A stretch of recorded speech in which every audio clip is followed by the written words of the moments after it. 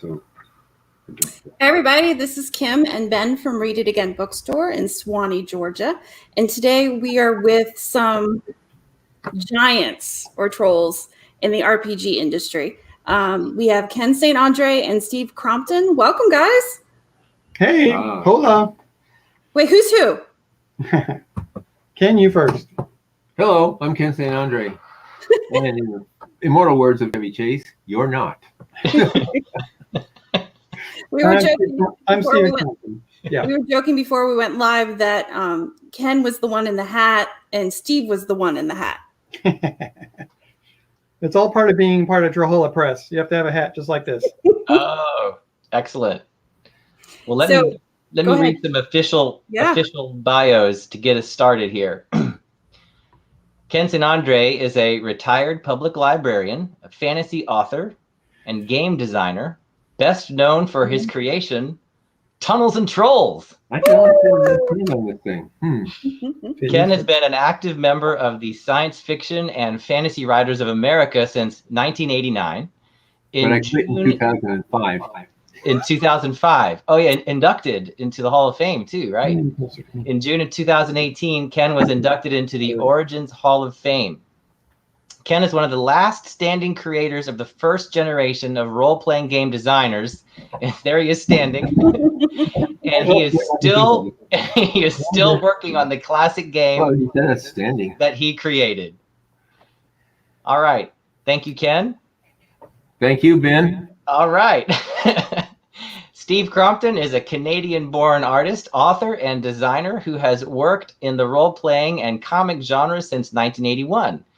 In the gaming industry, he is best known as the artist for the Grimtooth Traps books, as well as other Catalyst role-playing game supplements, Tunnels and Trolls, and the Nuclear War card game. And to keep them apart, Steve is the one wearing the hat. Mm-hmm. Absolutely. Yes. He's the one wearing the little hat. The little hat. And I promise that's the last time we'll use this joke in the interview about the hat. I doubt it. I doubt it. All right. All right. Well, do you guys have any opening comments before we dive in with some questions? Age before beauty. Oh, thank you. As if you were that beautiful. Hello, world. I'm glad to be here. Glad to talk to you. Glad to explain why Tunnels and Trolls is really the first role-playing game that was created and not the second. And the reason is that other game was really a miniatures game. Role-playing was just something that they did on top, a little fill-up, to make their miniatures more interesting. But it was all about moving around in inches and having a line of sight and having your armies on the board.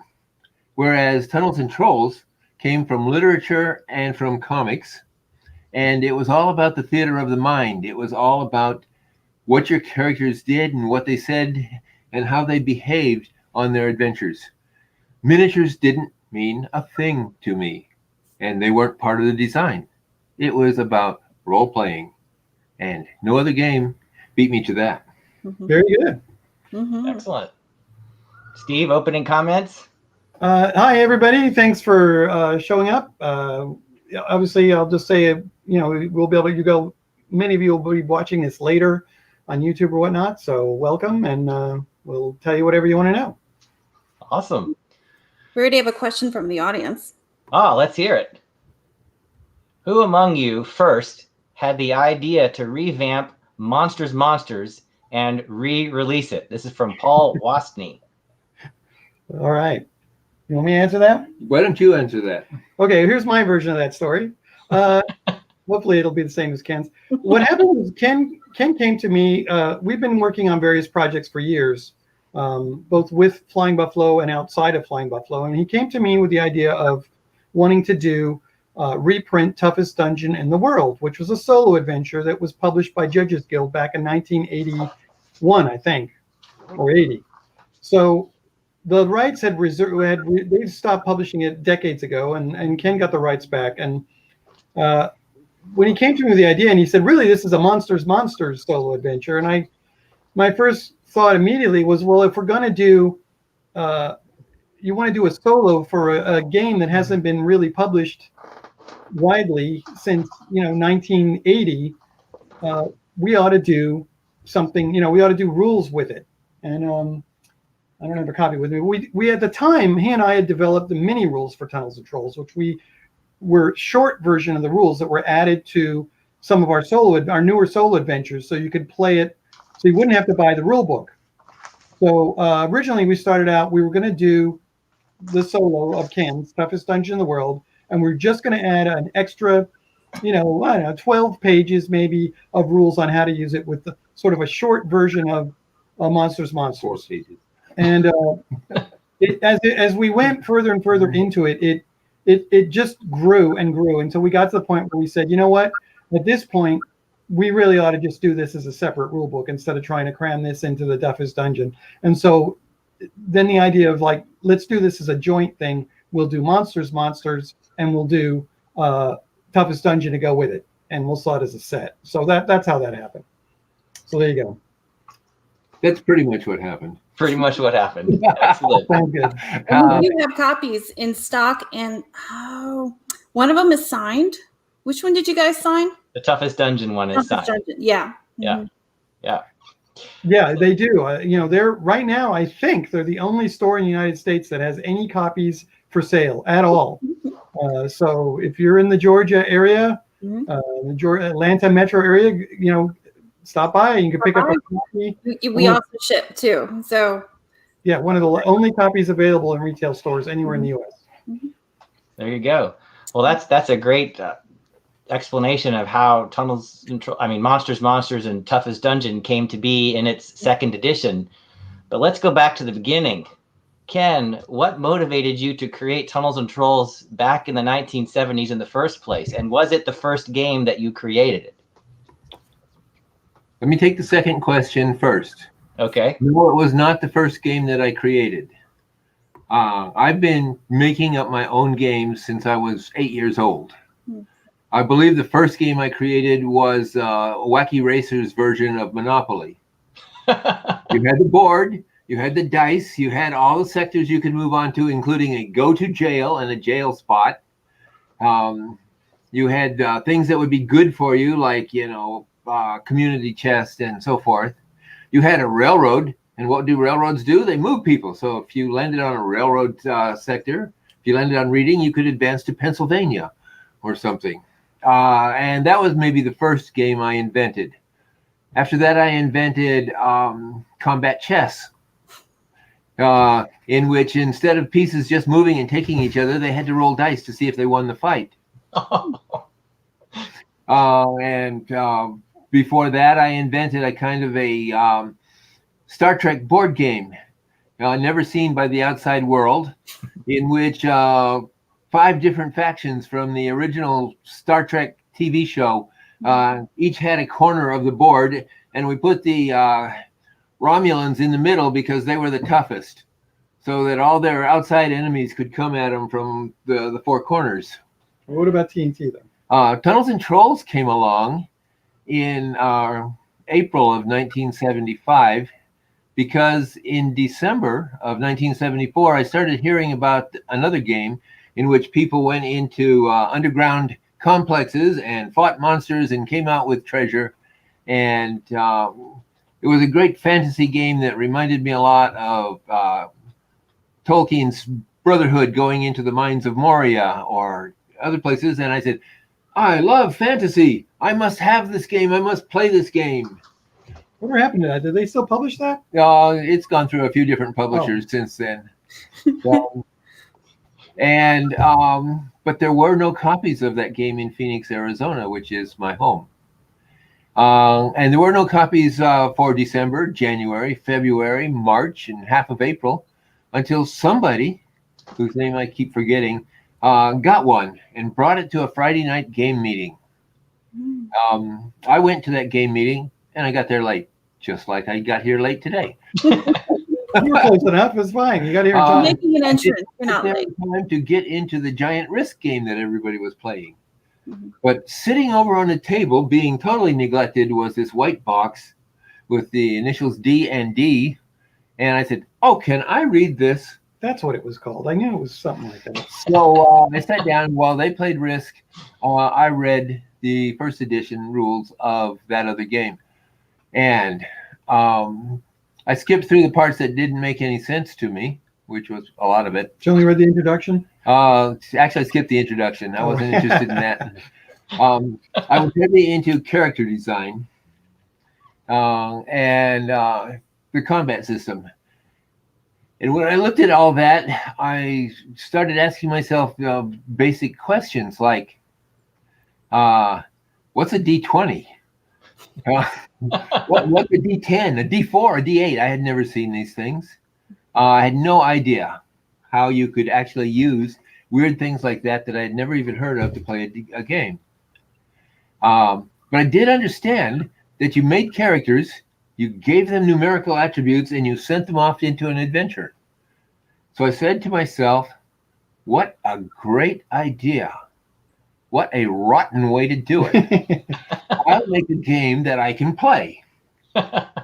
And when I went home that night, I went to the library the next thing in Saturday morning, and I checked out every book I could find on medieval weapons and mythological monsters.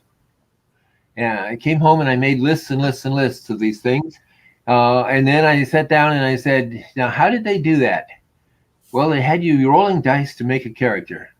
You can do that. And 3d6, that kind of makes sense, makes a nice curve. So we'll do that. And then what did you put these numbers to? Attributes or characteristics. Okay, what makes sense? Strength makes sense. Constitution makes sense. Hit points doesn't make sense. Why do you have hit points if you have Constitution? Throw that out. Intelligence, that makes sense. Dexterity, that makes sense. Charisma, kind of makes sense. Wisdom. Wisdom? Are you kidding me? You have a bunch of guys go underground to fight monsters and risk their lives in hopes of coming out with a few gold pieces? How smart is that? So throw that out. Let's put in something that does make sense. Luck. What will save you when everything else fails? Luck. Luck. Yeah, luck. Yep. What will get you a good girlfriend when no girl in school will look at you? Luck. You know, luck is the most important thing in life. And it must be true because I've counted on luck all my life and I'm still here. There you go. There you go. And so there were little changes like that went all the way through that changed that other game into my game. And in a couple of days, I had 8 or 10 pages written of how to start playing this game. And I said, okay, now let's play it. So I got my friends, Bear Peters, Steve McAllister, Greg Brown, to come over and play the game with me. I ran the first one. I made up an adventure. I said, well, let's see. We need to yank them into this thing and get them involved real quickly because, like, good stories always start in midstream. Movies start with the action scene, you know, instead of a long, dull setup scene.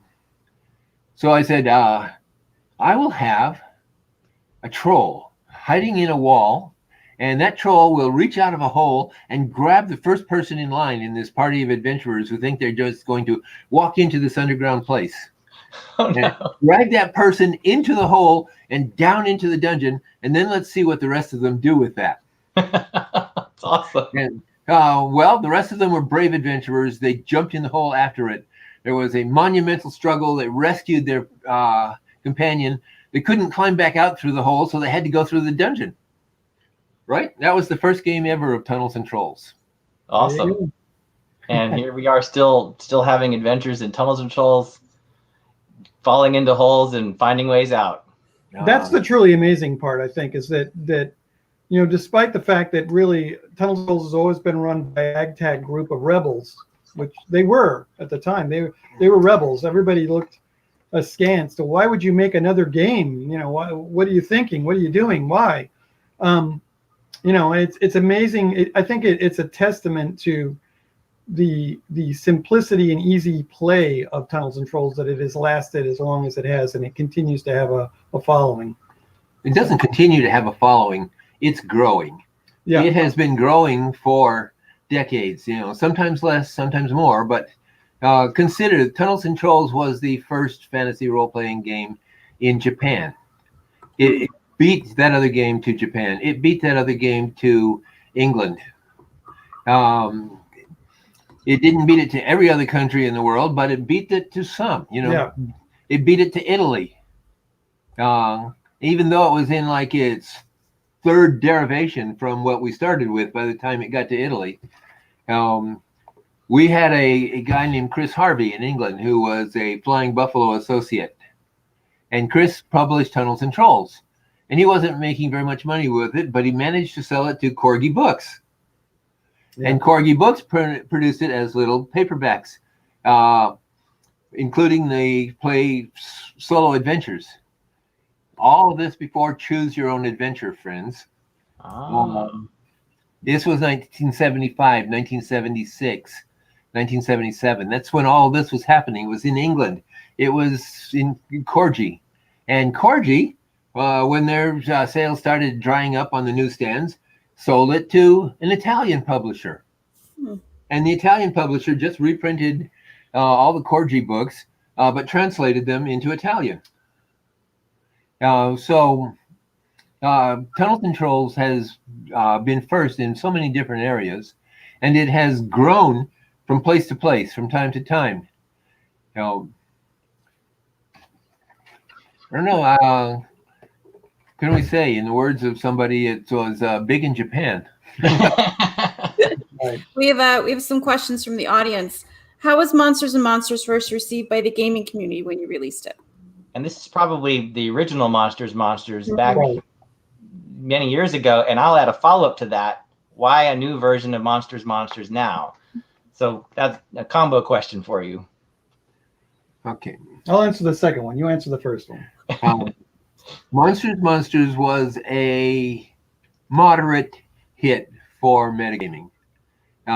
It was the first role-playing game that metagaming produced. That was 1976, right? That was 1976. Okay. The idea of role-playing games took off like a rocket in 1975. People understood the concept. They wanted to do it. Various companies wanted to do it, but they didn't have anything, and they didn't have the plethora of game designers that exists in the indie game world now.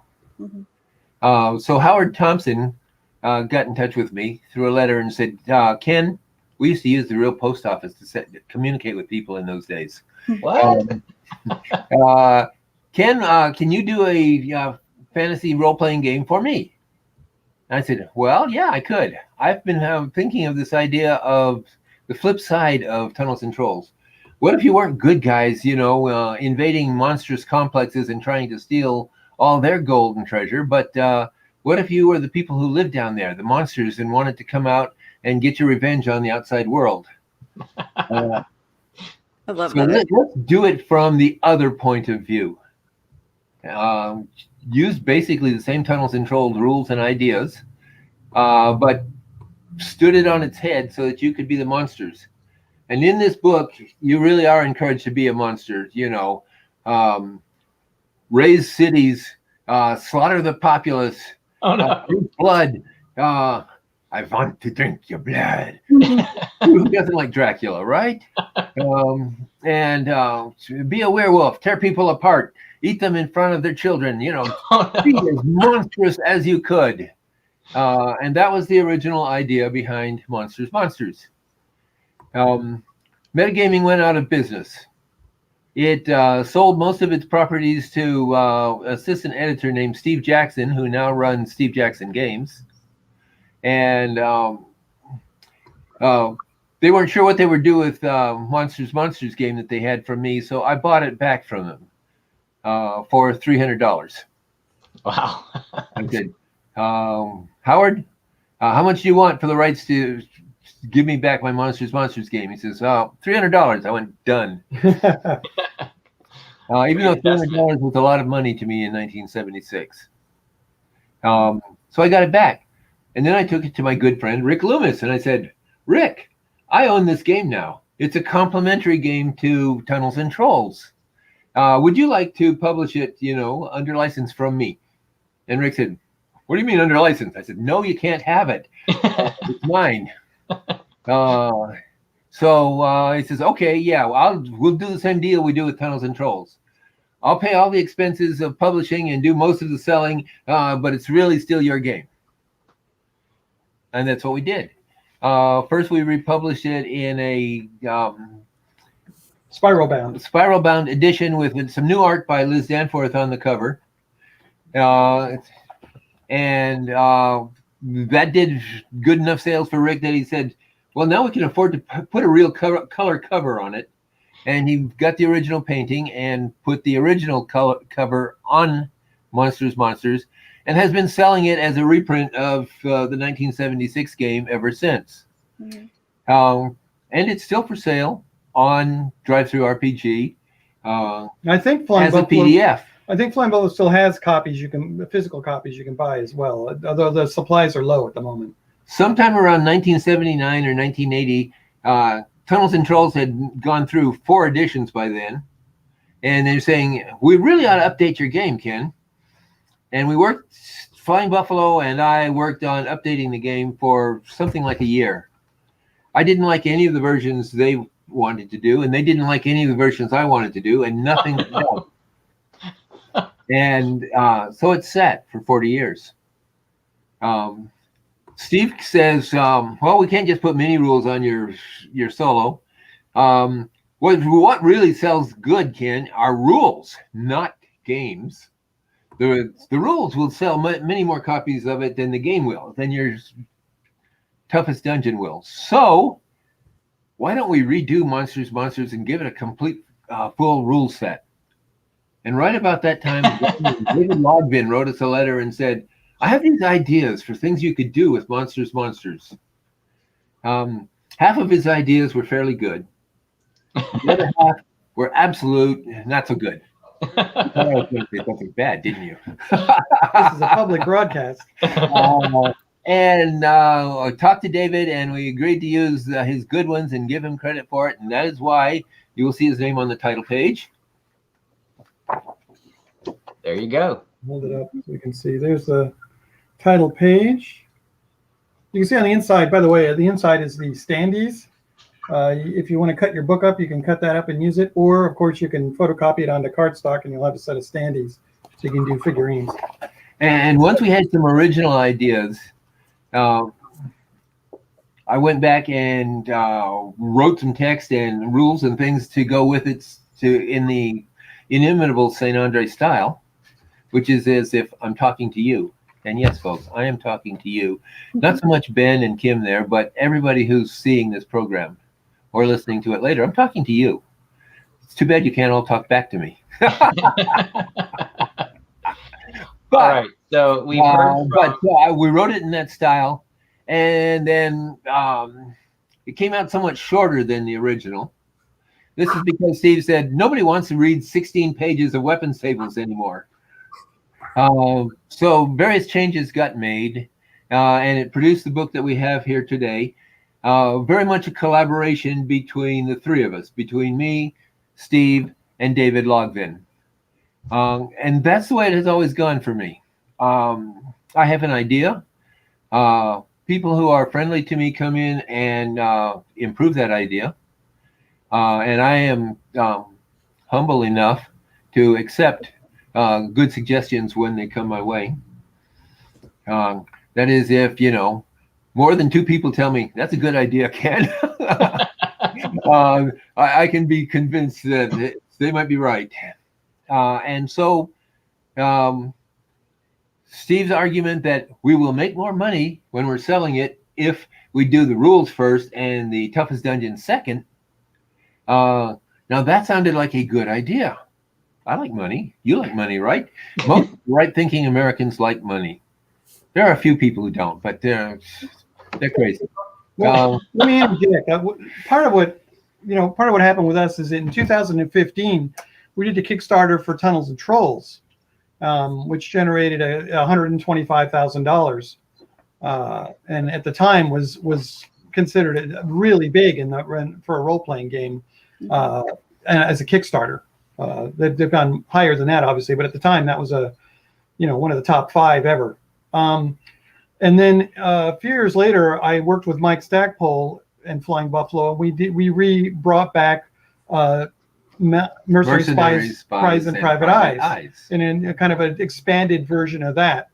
And so for me, it was a very logical extension to, well, let's take the other game that has a connection to Flying Buffalo and is by Ken St, and do the same thing. You know, Monsters has never had that chance, and I just felt like that it was a perfect. You know, he had something he wanted to come out with, and I'm like, well, let's revisit that and bring it back. So that's you know, I'm really happy with how it came out. It's a beautiful book in so many ways. I love it. Yep, it's a great book. It's a great collaboration as well. And speaking of collaboration, you and Ken, this is a question for you, Steve. You and Ken have collaborated on several projects over the years. So how did the two of you meet, and what was the first thing you worked on together? Well, okay, I was hired to work at Flying Buffalo in the summer of 1980. So a long time ago. At that time, Ken was working for the library, but he would come in and run games and visit. He was working on the Sorcerer's Apprentice. You know, he was kind of the executive editor of for Sorcerer's Apprentice, and they were publishing his solos. And you know, so I would see him. You know, I would be the store clerk and say, "Oh, hi, you know, welcome to Flying Buffalo store." And he'd say, "Yeah, kid, I'm Ken St. Get out of my way." I never said anything like that. So that's how I knew he was behind a camera. Right. So then I ran every so often he would run an adventure in the store. In the game room of the store, Rick had places where tables could be set up, chairs could be set up, people could sit down, just like game stores now, except much more primitive. So I'd play in some of those games. I already was familiar with Tunnels and Trolls. I'd played many of the solos, in some face-to-face gaming, but not a lot. So, I'd come and play with Ken's group for about 15 minutes, and he would kill me, and I'd go back to the store. But, over time, we got to talk and know each other, and I think Steve has forgotten. I probably have. Steve has forgotten what really happened. We did meet at Flying Buffalo, and in those days, San Diego Comic-Con was the size that human beings could actually go to, have a good time, and enjoy. It hadn't been taken over by the big media companies and so forth. And every summer, I would go to San Diego Comic-Con, and we'd get a cheap room in one of the downtown Fleabag hotels in San Diego. And we'd go to the another hotel where they were running the convention, because in those days, at the beginning, San Diego Comic-Con did not take over the entire convention center and, 2 miles of docks along San Diego Harbor. Was that 1989, 88? Somewhere in there. It was sometime in the 80s, maybe earlier than that. I can't remember the year, but Steve said, if you're going to the Comic-Con, could I go with you? Yeah. I said, sure, why not? You can help me pay for the hotel room. And so I drove to San Diego, and Steve came with me as an alternate driver and, as a guy who would share the room with me. And it's always much more fun to be at a convention if you have friends with you. Yeah, definitely. So at that convention, Steve and I really got to talk to each other at length, to spend some time together. And that's when I think, that's my real first memories of Steve, other than, some guy at the store. Right. That's when we became friends, and we have been friends, if not, as closely tied together as we are now ever since. Yeah. Yeah. So, I did a little illustrations for him here and there over time. And, he'd say, hey, I'm doing a solo thing. You got any yellows? And I'd send him some stuff or whatever. We're lucky, Ken and I obviously both live in the Phoenix area. So we would run into each other local conventions and at Flying Buffalo events. And, so we keep in touch that way on an ongoing basis. So it was great. I was very lucky, very, very lucky in that regard. Yeah, me too. I always needed artists. Right. And that's how our working relationship really began, was I was doing art for him. And then because really I'm trained as a graphic designer, I started putting together books for him and things when that was needed as well. So by then I was already, by 1990, I was the art director for Flying Buffalo. It was a part-time thing, but that was what I did for Flying Buffalo on an ongoing basis. And pretty much everything they put together from that point on from about 1988 on, I probably did all the layout and the graphics and the logo design, and probably drew the maps for it, and did a lot of some of the illustrations as well. So that's how that happened. Steve and I really got together, in 2010 for what's been going on now. In 2010, I had the idea that I wanted to start publishing my own miniature adventures, solos, and game master stuff, and so on, outside of Flying Buffalo. Because Flying Buffalo couldn't keep up with what I wanted to do. Yeah, this guy, very productive, unbelievably productive. The library forced me to retire in 2010. And when I no longer had a regular paying job to go to, I said, this is the chance I've been looking for all my life to get together and really turn out every new adventure and every idea I can think of, for Tunnels and Trolls, and not let it be, at the will of every passing game designer who comes through and says, I can write a story for that, which is how it had been at Flying Buffalo for the last 20 years. And I created a thing, and I called it Trollhalla Press.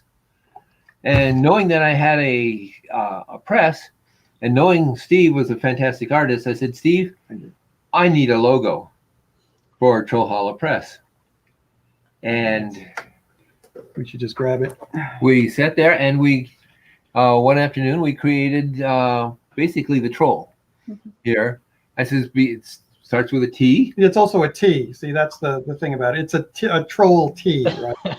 Very clever. T is for troll. Yes. Right? And we created that logo, and that was like the first thing we did together for Trollhalla Press. Yeah. In those days, Steve was not as well known and as sought after as he is now. I don't know that I'm well known or sought after now. Yeah, well, you're too busy to do any books for me. So in those days, Steve actually had some spare time on his hands from time to time. So I said, Steve, do illustrations for my adventures, and we will sell them, and you will get some of the money. Steve got the idea. And I did. It just grew from there. That's how everything works. You plant a seed, and you water it, and you tend it, and it grows. If you neglect it and you ignore it, it dies. Right? Now, and it doesn't matter what it is. Kim's Bookstore. I'm sure it started much smaller and humbler than it is now. It was half the size 18 years ago. There you go. See. Congratulations. Oh, thank you. It's a matter of, if you have an idea and you have something that needs to grow in the world, something that you want to do and devote your time to, do it. Put some attention into it. Put some time and effort and money into it. And if it's a good idea, and sometimes even if it's a bad idea, it will grow, and it'll get bigger, and it will take over your life and be more interesting. Let me interject real quick then. Just since we're on that, I'm going to give a little quick advice for people who want to do gaming or art. That is the key, is try to, be persistent and work on what you want to work.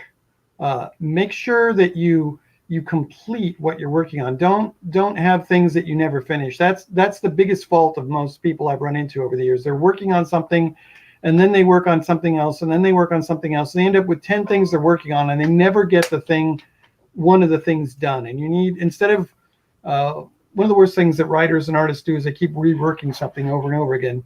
Don't let, as Rick Loomis used to tell me all the time, don't let perfect be the enemy of good. Try to make something, make it as good as you can be, and get it done. And this is Ken's motto as well. And then move on to the next thing. And you learn and grow from each project you do. And what I always do when I get a project done is, after it's done, I love to go through it page by page and look at everything and say, okay, what worked here and what didn't work. And then you learn from what you do and the mistakes you make as you go. And then you can try and say, okay, the next one I'm going to do, I'll make sure that doesn't happen. I'll make sure that mistake doesn't happen. Anyway, there you go. So yeah, Tunnels and Trolls, I first wrote my first rough draft in mid-April 1975. By June of 1975, a complete 40-page booklet with illustrations by Rob Carver was done. Went to the ASU print shop, and we printed 100 copies of it. Printed them on my own dime. $60. It cost $60 to produce the first 100 copies of Tunnels and Trolls. I didn't have a job. $60 was a lot of money. I borrowed it from my wife. Oops. Did you ever pay her back? She did have a job. Oh, many thousands. Like, But I mean, yeah, I didn't worry about making it perfect. I got a game that I could play. Yeah. Right? That's what I said on the first night. I'll make a game that I can play.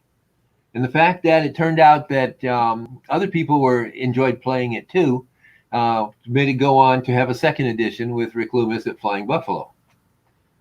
here's a question. Right. Well, why don't we move on to whatever your next question is? Well, we'll keep talking. no, I mean, this is based. Did you guys ever dream that when you invented or when you worked on Tunnels and Trolls way back that you'd still be playing it and writing it in 2020? I knew it in 1975. Wow. In 1975, when my friend Bear Peters made his first dungeon, the Dungeon of the Bear, I used to spend a lot more time with him. And I said to him one day, stick with me, Bear, and your fortune is made. This will turn out to be my life's work or something, and if you stick with me, I'll just carry you right to the top with me. And Bear laughed. Aw. And then he got married and he didn't stick with me. And, hardly anybody even knows he exists now.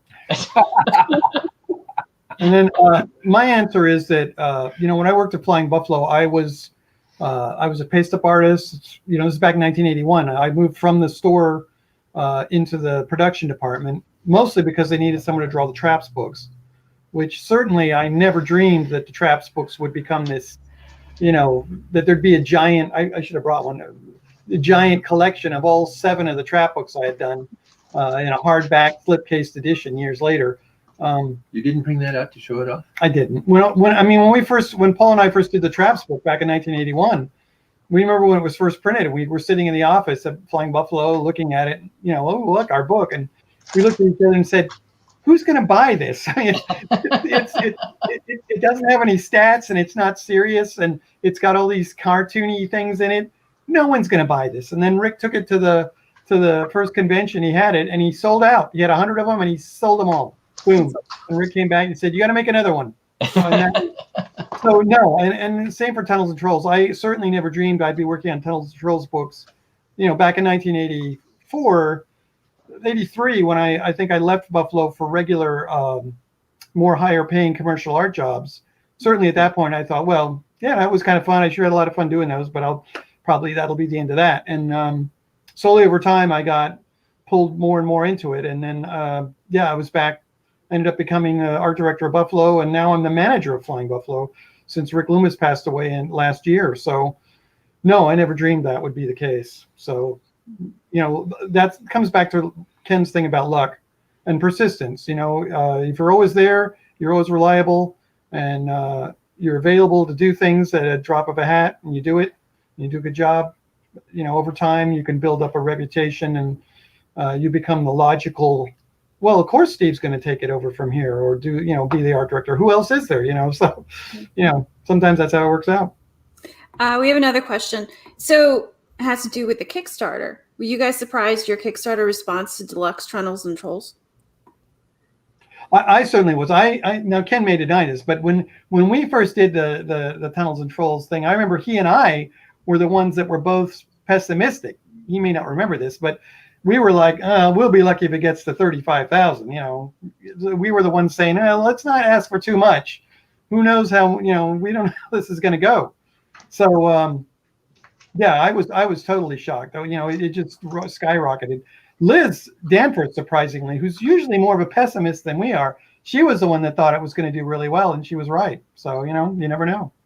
Yeah, I won't disagree with that at all. The whole object of that first Kickstarter was to get a new revised version of Tunnels and Trolls into print, because Rick was running out of the current printing. And since he's going to have to reprint something anyway, why not take advantage of new ideas that had come up in the last 10 years, 13 years Yeah. since we did the Yeah. Fifth revised edition, the 5.5 edition.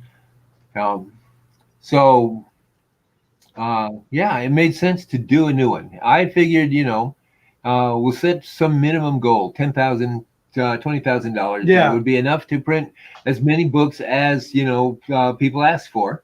Right. Yeah. And if that was fine, well, we got a new edition into print.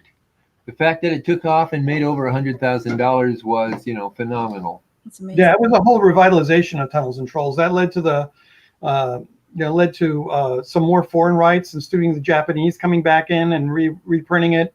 There's a Spanish version. There's a French version that actually came before Deluxe Tunnels and Trolls that inspired us in terms of how we approached the look and the sort of tone of Deluxe Tunnels and Trolls. And then that also led to the Tunnels and Trolls app, which Meta Arcade came in and said, well, hey, we see this Tunnels and Trolls is doing real well. You brought it back. We'd like to do a Tunnels and Trolls app. And that did really well. And you can still play it even now. And I have it. There you go. Mm-hmm. So, I mean, it revitalized the line, and we published a bunch more stuff. In fact, just this year, since December, Flying Buffalo has published 14 different Tunnels and Trolls and Catalyst products just this year, which is actually a record for us. That's the most we've ever published in 1 year. Well, that goes well with, man, Paul, you're asking all the good questions.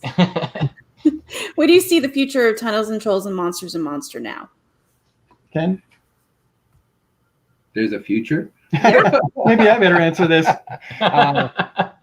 We believe that Tunnels and Trolls will eventually be the premier role-playing game in the world. That it will just grow up over time. So more and more people realize that simpler is better. That a simple, fast, enjoyable role-playing game is a better role-playing game than a long, slow, arduous, difficult role-playing game. Now, that isn't to say that other game doesn't have simple, fast, and enjoyable games. It does. The enjoyability of any role-playing game, and pretty much any game in general, depends upon the players and the person who's running it.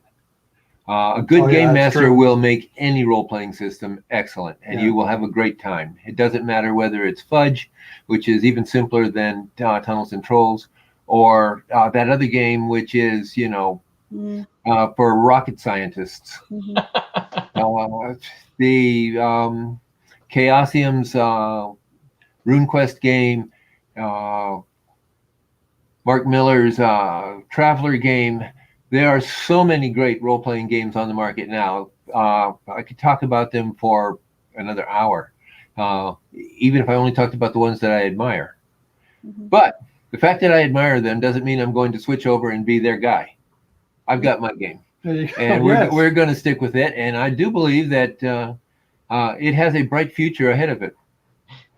I've always said that, if Spock or an alien from another world was watching humanity from a distance and looked at the two games, Tunnels and Trolls, objectively, mm-hmm. and Dungeons and Dragons, say, well, which one do you think will be really popular with the mass audience? The logic would dictate it would be Tunnels and Trolls because it's easier to learn, easier to play. You can play it solo. It uses dice that everyone can have access to, and it's more fun. So, in my opinion, it's very logical. It's the logical thing to play. Yes. Well, Ben introduced my kids to RPG a couple years ago, and his first game that he did with them was a Tunnels and Troll game. There you go. Well, thank you. Good. Well, yeah. So I hear this from a lot of people is that Tunnels and Trolls is their intro game. It's the game that they learn how to play first, but then they get into larger groups and everybody's playing that other game, so they eventually convert over, even though Tunnels and Trolls was their first game and was more fun. There is more product for that other game, and there are more people playing it. There you go. But we're not giving up. No. We're not dead, and we're not quitting, and maybe someday that'll be reversed. Never know. So all right, next question. What are you guys working on now? Oh, You're going to tell them about Power Trip? okay, let's make a big announcement, Ken. Let's make a big announcement. We are working on something. It's just barely in the preliminary stages, but yeah, we're going to do the next project. It's going to be another of Ken's role-playing games. This one is lesser known, but has a lot of exciting possibilities that have not really been fully explored anywhere yet, I don't think. And that is Power Trip, and I'm going to let Ken describe it. Go ahead, Ken. Okay. Remember I told you that Tunnels and Trolls owes half of its origin to comics? And comics are mostly, not completely, but mostly superheroes. Well, back in the early 2000s, I finally got around to making a complete superhero version of Tunnels and Trolls. And I called it Power Trip. I set it in a time in Troll World's history when magic had become very, very rare and hard to use. So technology developed to take its place, and we get a world very much like 20th century Earth or 21st century Earth. And in that world, mutants and wizards and aliens and all the same things that create superheroes in the regular comic book field came into being, and because there was a need. And I called that Power Trip because superheroes have powers, right? Yeah. Well, a crude version of the game was produced. It sold a few hundred copies and vanished when the publisher did. He shall remain nameless, but Ben knows who I'm talking about. And then the game has been forgotten because we were busy with other things for the last 15 years. But there's still a good idea there. And I believe we can produce a variant of Tunnels and Trolls set in pretty much the present, utilizing superheroes and supervillains. And we can play it using the basic Tunnels and Trolls system, but we can bring in all kinds of changes based on the powers and abilities that superheroes and supervillains have. That's more modern, and it's easier for younger people to absorb, I think, than medieval fantasy. And it should be a lot of fun to do a superhero version of the game. Awesome. And so Well, let me emphasize real quick what the twist is, though. See, what's really amazing about this, and I don't think anyone's really quite done this yet, certainly not recently, is the idea that we're going to take a fantasy, not just superhero game, because there's plenty of those, but the idea of taking it and saying, this is a fantasy world, a classic fantasy world that's been taken further on into the what we would call kind of a modern era. And we're going to take the fantasy tropes, ogres and trolls and dwarfs and elves, but we're going to also add the superhero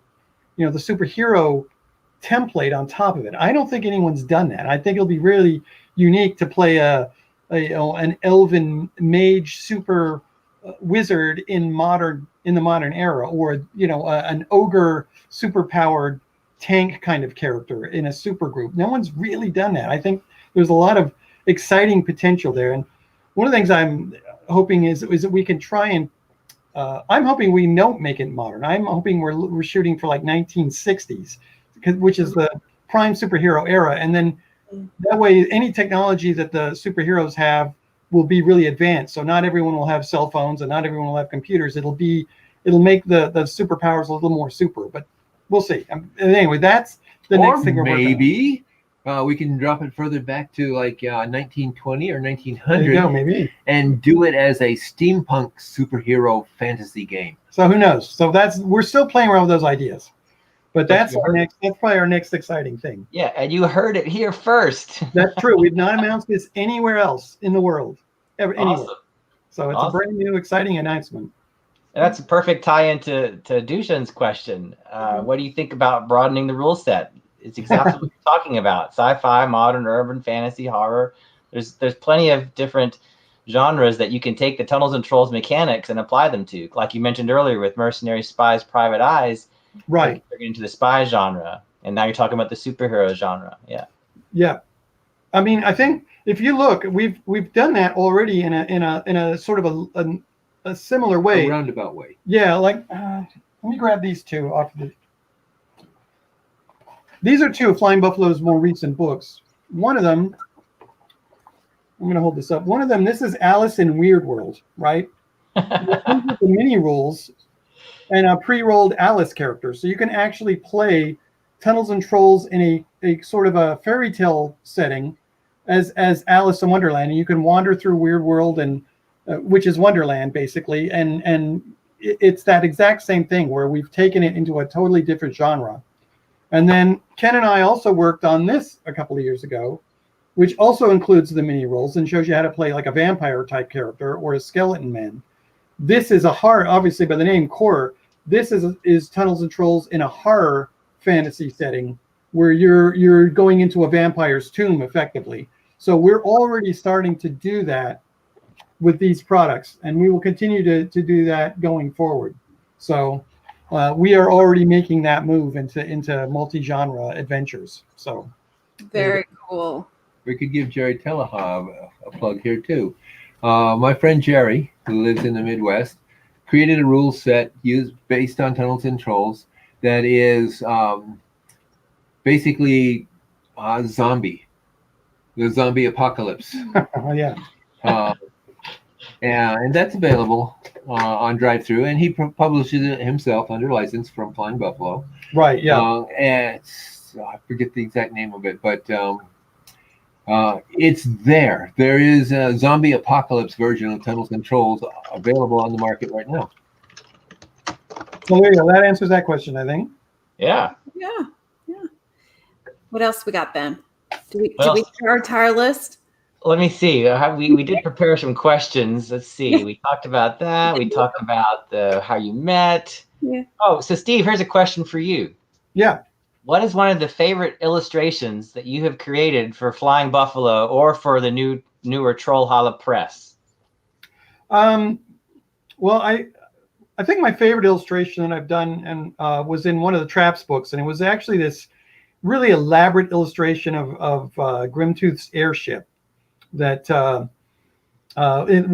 flying through a lightning storm, and it's the SS Grimtooth, and it's beautiful, let's see. It's this gorgeous airship, and it's I stippled it all, and it's a full page yellow. I don't know if it's actually in this book, but I've got a similar yellow, and it just came out beautifully, and I was really, really happy with it. And so that's one of my favorites there.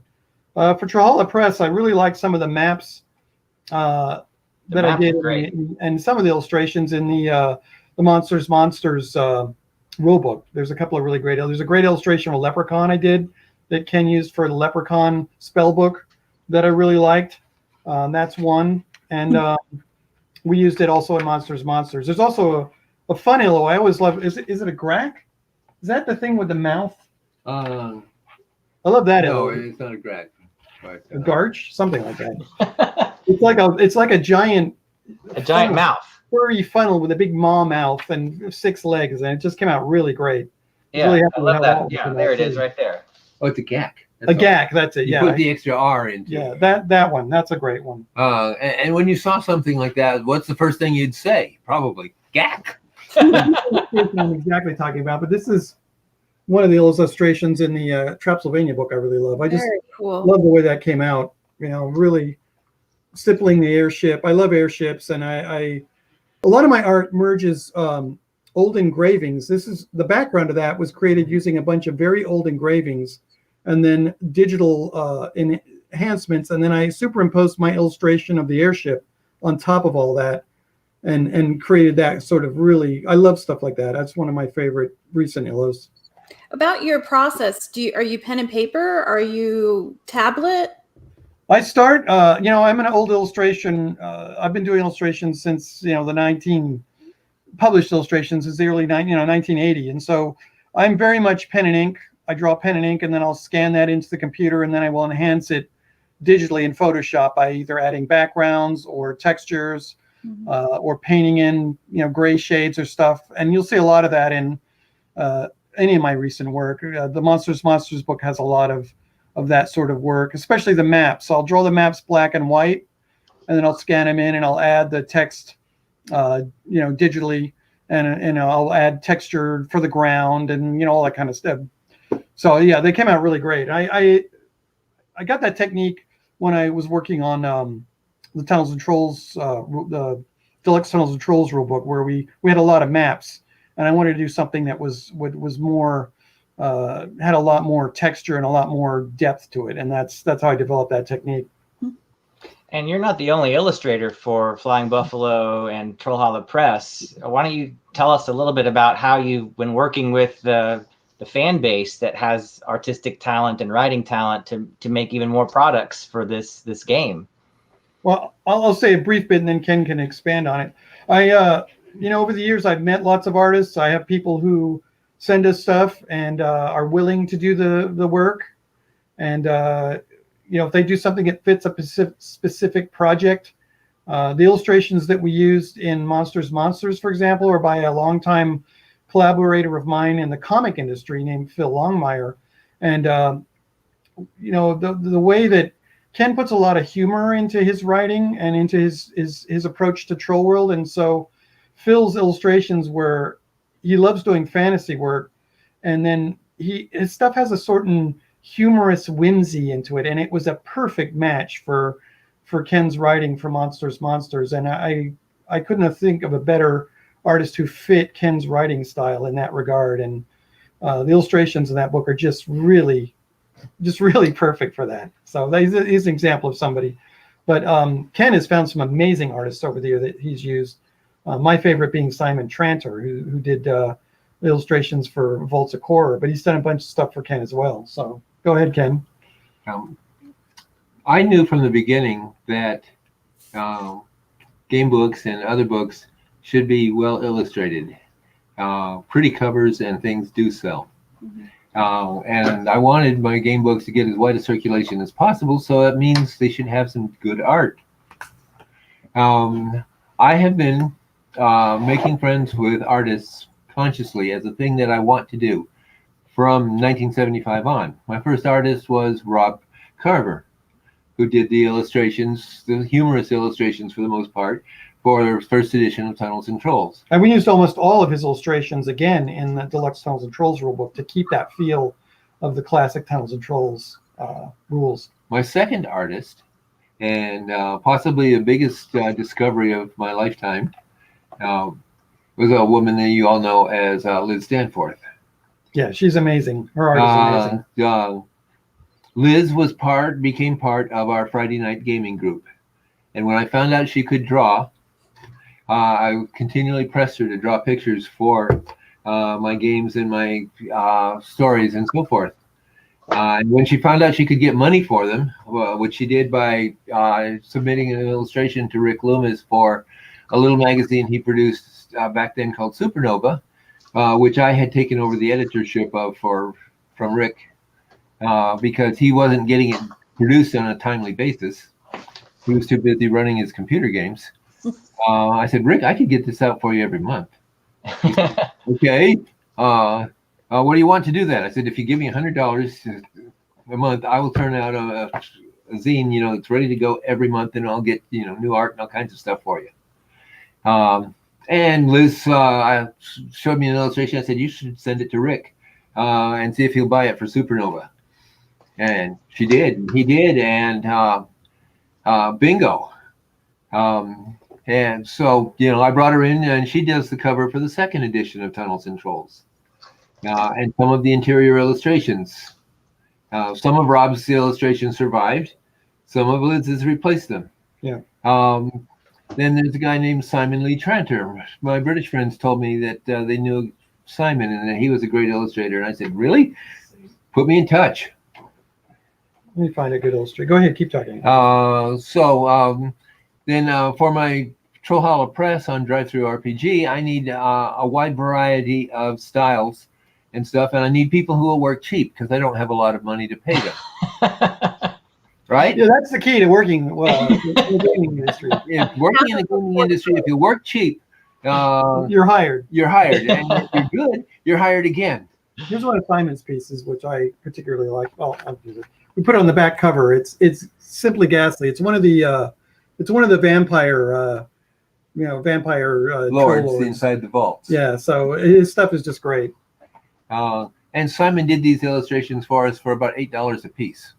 Was it then? No, he paid. Yeah, no, those first illustrations I got from Simon were at the $8 range. And we had to pay him some extra. Trust me. After that, we did, but that's there's a woman named Nicole Bresner who shows her art off on Twitter and Instagram.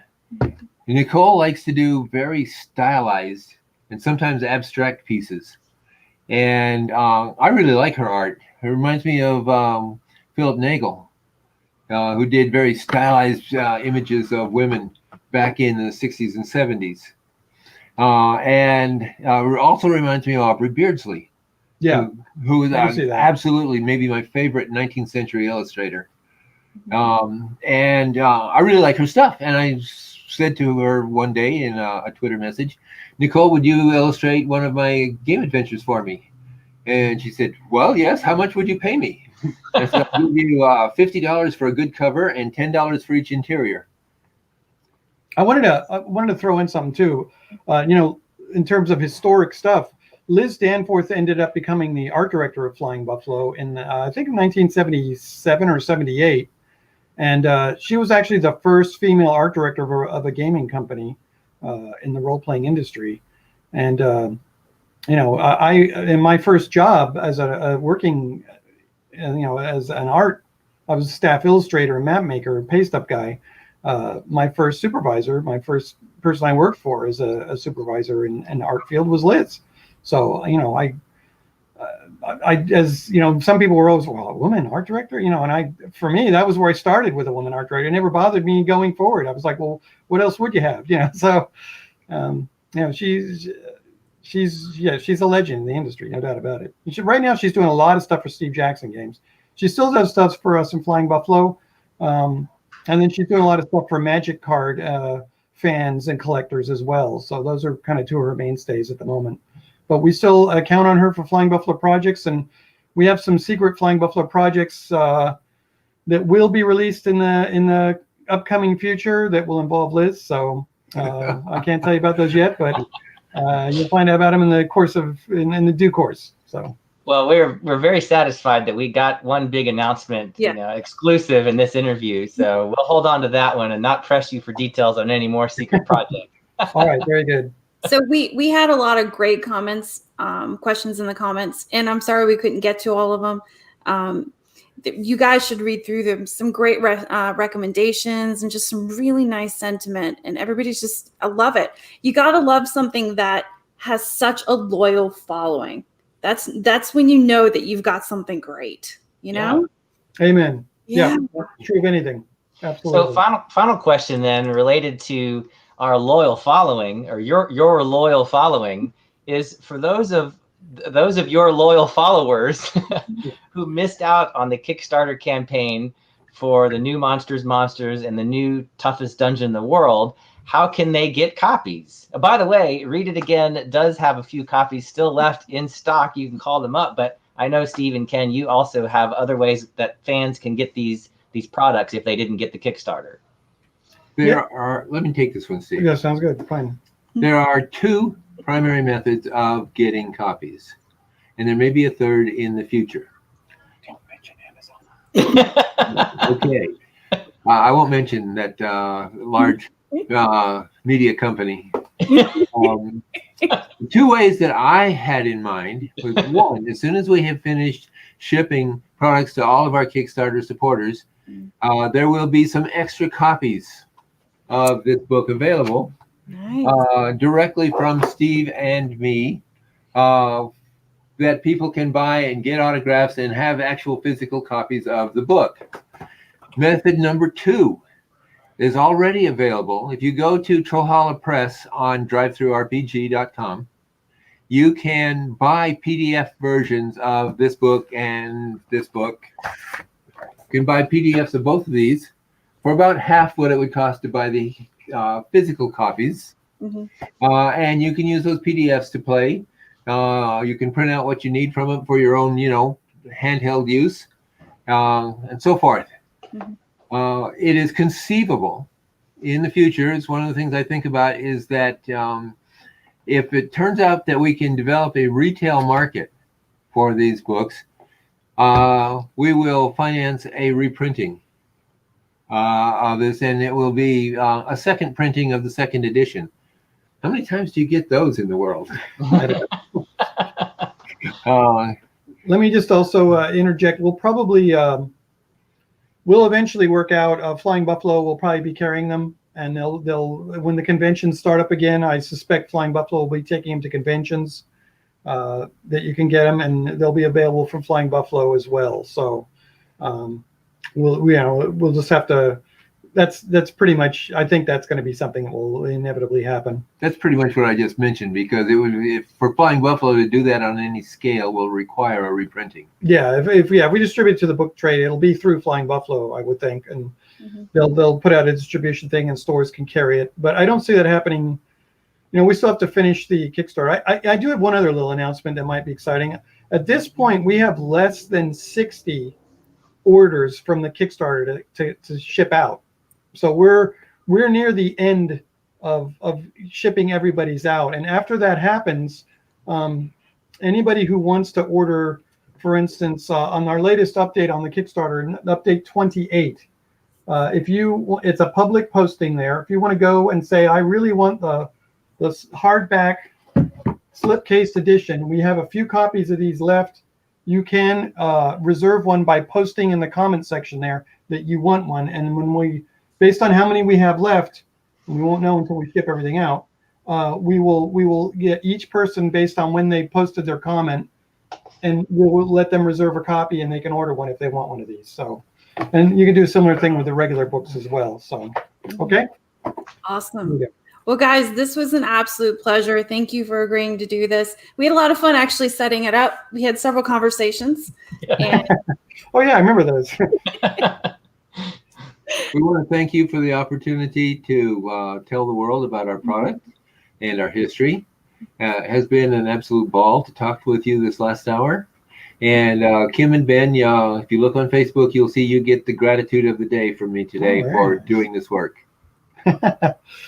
Yeah, thank you so much, guys. It was wonderful, and we really appreciate the chance to do this. This is not something we very often do at all. So very fun.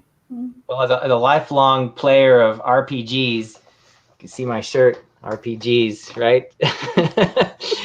It was the least I could do to try to just return the favor of the joy that you've given me and my family and friends of this product that you created when I was just 2 years old. And here we are now, still playing it and still having fun with it. So I hope this amazing. And we didn't even mention Wasteland, Ben. How could we let that slip I don't know through? how you guys didn't do that. Well, lurking on the side during the whole interview is the Scorpitron. Ooh. Well, you should show that, so people can really understand that Scorpitron. Where did that Scorpitron come from? So Ben? that the way I found out about Tunnels and Trolls to begin with is that I, in the early days of the internet, tried to find everybody I could find who had been a part of the Wasteland design team back in 1986, 87, 88. And Ken, you were one of the first people that I found. And you're like, Wasteland basically is a computer game that's based on this role-playing game I created called Tunnels and Trolls, in part, part of the mechanics of the game. I'm like, I never heard of Tunnels and Trolls. And here we are all these years later. But yeah, Wasteland was the beginning, but Tunnels and Trolls just has taken it to the whole nother level with what you've been able to accomplish in your design and your creativity. So Wasteland was an idea that started with Brian Fargo and Alan Pavlish, who had developed a new computer coding technique. And they wanted to do a post-apocalyptic, post-World War III role-playing game with modern weapons. Then they found out that I existed, and they came to talk to me about doing something. And I pitched them an idea that I described as a combination of Daffy Duck meets the Terminator. And set it in Arizona, because writers are told to write what you know. I know Arizona better than anybody. And called it Wasteland from T.S. Eliot's poem. And it was the #1 best-selling game at the Christmas season of 1988 when they finally got it released. It went into the Computer Gaming Hall of Fame. It has inspired 2 modern sequels and the entire Fallout series. Yep.